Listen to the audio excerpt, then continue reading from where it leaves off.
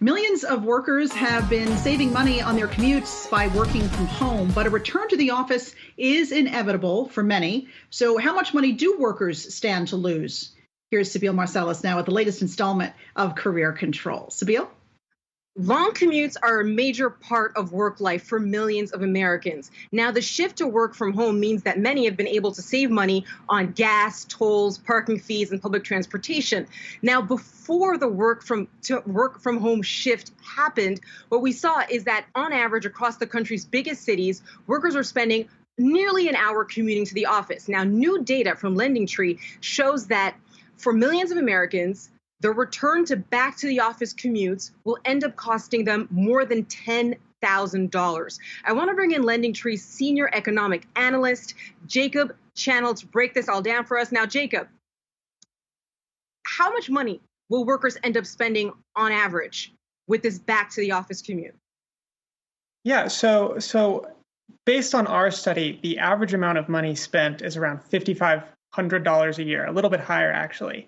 And in some areas, like really expensive places to live, places with really long commute, like San Francisco, for example, that number can be in excess of $10,000 a year. Well, Jacob, as your data indicates, if instead of commuting, people were spending the time at the office on the clock, they could be earning nearly $6,000 more annually on average. Now, do you think that this opportunity cost is a major factor why many workers would prefer to keep working from home? I certainly think it is. I think that it's not only the opportunity cost, but a lot of people are saying to themselves, well, all I do at the office is sit and look at the computer. The only conversation I have with any of my coworkers are grunts over the coffee machine in the break room. So why can't I stay home, do my work just as productively as I was, and maybe save a little bit of money, both in terms of cash and in terms of time? The most expensive and longest commutes tend to be in the cities with the highest median earnings. That makes sense. San Francisco and Washington, D.C. are among the cities at the top of the list. But how important is commuting costs to employees who prefer to work from home? And is living closer to work an option?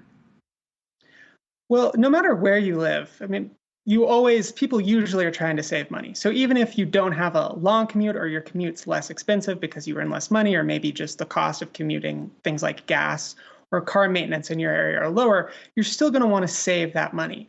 So certainly, if they are required to go back to the office, a lot of people are going to say, okay, well, I want to live closer, maybe a 5-minute drive as opposed to a 20-minute drive, maybe a quick walk across the street. The problem is that, like you were saying, in the really expensive areas where commuting costs tend to be higher, that's impossible.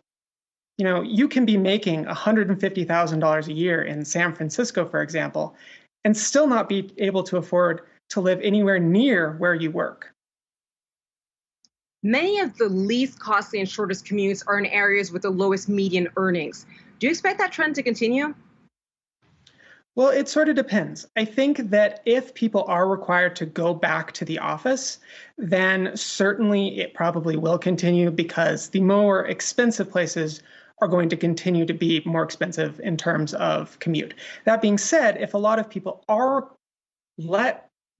allowed to work remotely, then the trend might reverse a little bit. So you might see the really expensive areas where a lot of people work tech jobs or other jobs that can be done remotely, like in San Francisco, which is my favorite example today. You might end up seeing the cost of commuting falling there just because a lot of people are working from home now or in the future. And people don't often think of commuting as something they should be paid for. Based on your findings, does that change that calculus? Well, it might a little bit. I think that you're right. People often think, well, I work from 9 to 5. The great Dolly Parton even wrote a song about that. But if you really think about it, if you have to leave your house at 8:30 in the morning to get to work by 9, it's kind of like you're starting work at 8:30. So certainly, as people have grown accustomed to not having to work from home, or from not having to commute rather, they might go to their employers and say, look, if you want me to start commuting again, you're going to have to start paying me for it. It'll be definitely interesting to see how that all pans out in the workplace, where that tension is between employers wanting employees to come back to work and many employees preferring to continue working from home. Jacob Channel, it was great to have you on. Thanks so much.